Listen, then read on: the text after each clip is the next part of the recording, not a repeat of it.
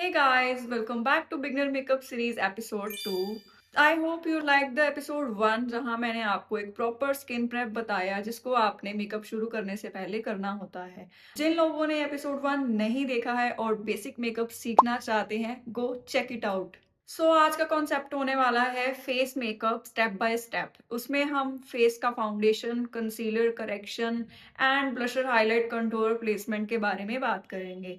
बिना किसी देरी के वीडियो को शुरू करते हैं। समटाइम हमारा मेकअप ग्रे हो जाता है। ग्रे होने का एक कारण ये भी है कि आप अच्छे से करेक्शन नहीं करते।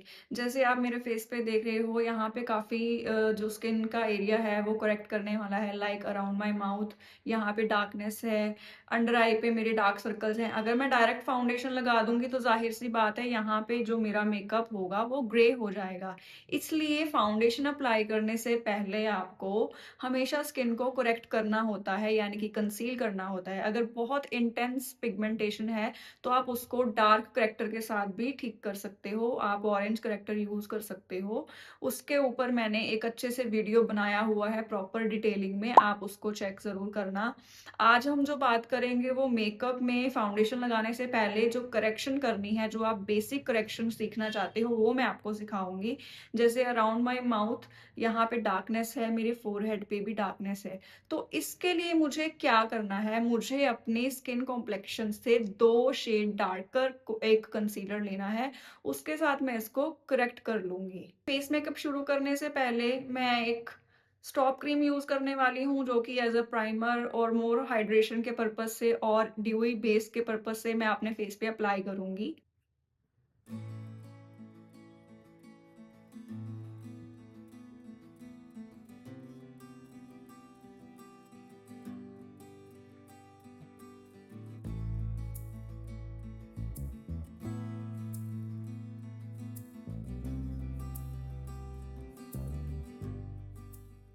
With the help of blending brush मैं जो जहां जहां पे मैंने करेक्टर को यूज करा है उसको मैं ब्लेंड करने वाली हूँ।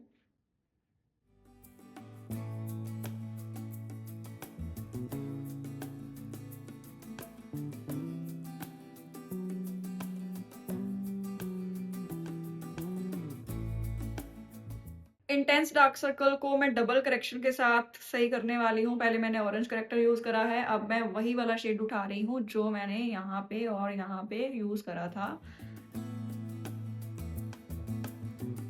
जहां पे भी आप करेक्ट करते हो वहां पे आपने लेयर बना ली होती है, तो हमेशा ब्रश या ब्लेंडर को हल्के हाथ से यूज करना है,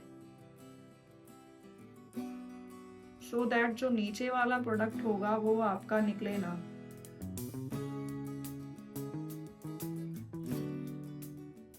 मेरी कंसीलिंग डन हो चुकी है। Now it's time for foundation. लेकिन उससे पहले हम बात करेंगे कि कौन सा फाउंडेशन कौन सी स्किन के लिए बना है। क्योंकि हम कोई भी फाउंडेशन ले आते हैं और बाद में आपको फील होता है कि मेरा फाउंडेशन तो इतना महंगा होने के बाद भी फट क्यों रहा है स्किन पे। क्योंकि ये कारण भी हो सकता है कि आपने जो फाउंडेशन चूज किया है वो आपके स्किन टाइप के अकॉर्डिंग नहीं है। ऑलवेज रिमेंबर, जब भी ड्राई स्किन वाले फाउंडेशन को परचेज करते हैं तो वो फाउंडेशन ड्यूई होना चाहिए, रेडिएंट होना चाहिए, जिसमें हाइड्रेशन सोर्स होने चाहिए। अगर दूसरी तरफ मैं बात करूं ऑयली स्किन की, तो उनकी स्किन पे ऑलरेडी ऑयल होता है, तो हमने उनको मैट फिनिश देना होता है। तो दैट टाइम आपको फाउंडेशन मैट चूज करना है। अगर स्किन कॉम्बिनेशन है तो सेमी मैट फाउंडेशन भी आप यूज कर सकते हो, वो भी बहुत अच्छे से वर्क करेंगे आपकी स्किन पे। तो अब हम शुरू करते हैं फाउंडेशन की एप्लीकेशन। फाउंडेशन की एप्लीकेशन के भी बेसिक 2 तरीके होते हैं। अगर तो आपको कम फाउंडेशन चाहिए तो मैंने मिक्स कर लिया है अपना फाउंडेशन और मैं डायरेक्ट स्पॉन्ज के साथ इसको अपने फेस पे लगाऊंगी। इसके साथ मेरा जो कवरेज होगा वो टुवर्ड्स मीडियम रहेगा।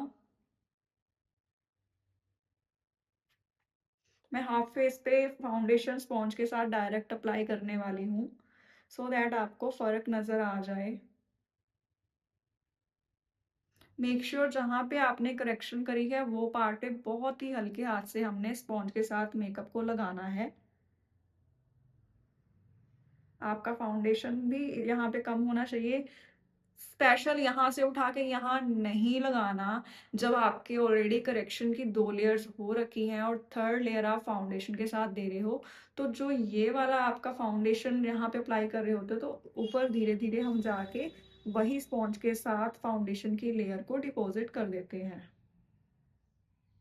अगर डायरेक्ट यहाँ पे प्रोडक्ट लगाओगे तो बहुत ज़्यादा क्रीज़ आ जाएँगी बाद में। दूसरा तरीका, अगर आपको फुल कवरेज चाहिए तो आपने क्या करना है, एक फाउंडेशन ब्रश लेना है, फ्लैट फाउंडेशन ब्रश है ये। इसके साथ आपने अपने ब्रश को प्रोडक्ट के साथ फिल कर लिया, फिर फेस पे लगाया इस तरीके से।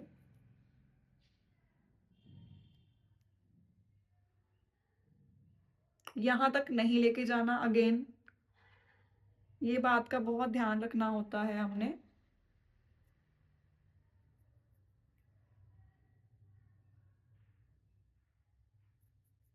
एप्लीकेशन ब्रश के साथ मैंने अपने फेस पे फाउंडेशन को अप्लाई कर लिया है। अब मैं स्पॉन्ज के साथ इसको ब्लेंड करूँगी। एक फ्लॉलेस फेस के लिए ब्लेंडिंग करना मस्ट है, ब्लेंडिंग इज़ द की।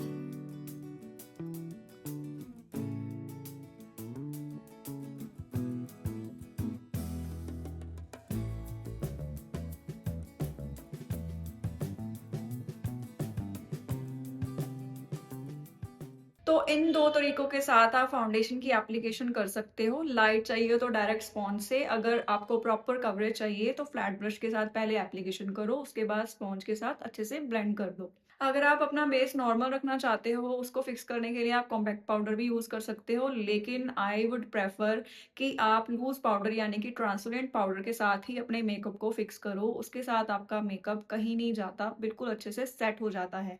तो मैं तो अपना मेकअप टीएल पाउडर के साथ ही फिक्स करूँगी। पाउडर पफ पे प्रोडक्ट लेने के बाद उसको अच्छे से मेल्ट करके, सेट करके मैंने हल्के हाथों से आईज़ के नीचे से अप्लाई करना शुरू करा है।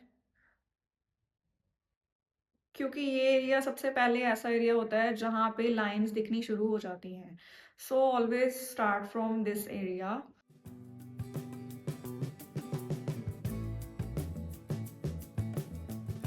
मेरा फाउंडेशन अच्छे से सेट हो चुका है टीएल पाउडर के साथ फिक्स करने से।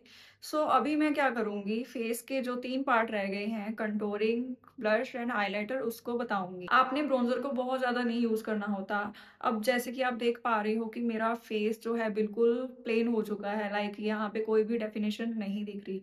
तो ब्रोंज़र की मदद से हम अपने कट्स को थोड़ा-सा एनहांस करते हैं। यहाँ जहाँ पे ज़्यादा हमें लगता है कि फेस फ्लफी है, हमें थोड़ा-सा उसको स्लाइटली पतला दिखाना है, डबल चिन दिख रहा है, उसको हमने हल्का-सा इल्यूज़न क्रिएट करना है, तो उस पे हम यूज़ करते हैं। लेकिन ये नहीं कि बहुत सारा प्रोडक्ट लगा लिया।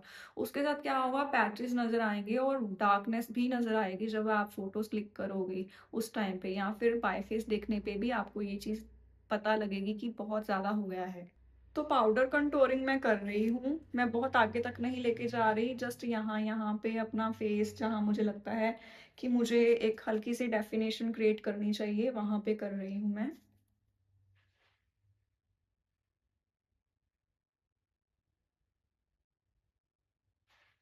आप देख सकते हो दोनों साइड पे।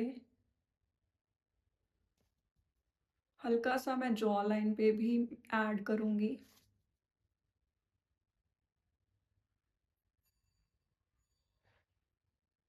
नोज़ पे भी कंटूरिंग करना होता है, लेकिन ज़रूरी नहीं है आपको करना ही है।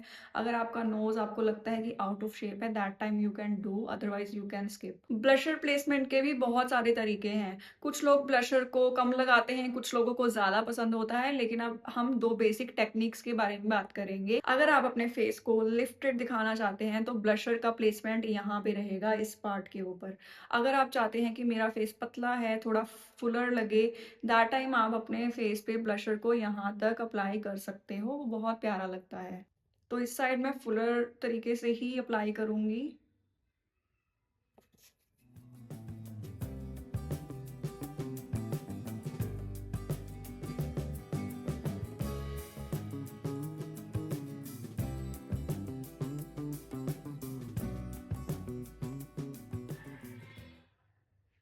मैंने ब्लशर को यहाँ तक अप्लाई किया है। इस साइड मैं ब्लशर को लिफ्टेड मोशन में आपको लगा के दिखाती हूँ। ब्लशर आगे नहीं आएगा, यहाँ तक ही रहेगा।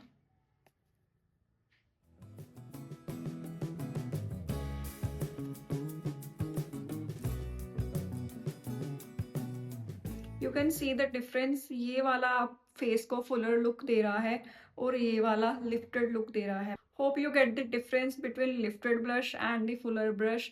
अभी मैं क्या करने वाली हूँ, अपने ब्लश को सिमिलर कर दूंगी इस वाले से इस वाले को, तो दोनों तरफ सेम हो जाएगा। लेकिन वो मैंने टेक्निक्स आपको बताने के लिए लगा के दिखाया था।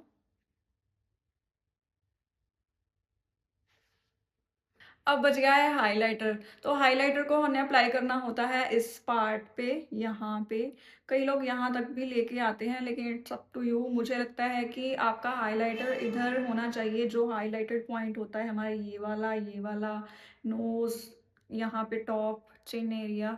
तो यहाँ पे आप अच्छे से अपने हाइलाइटर को लगाएं। लाइक मैं आपको लगा के दिखा देती हूँ। बहुत ज़्यादा हाइलाइटर बहुत ही अजीब लगा देता है फेस को।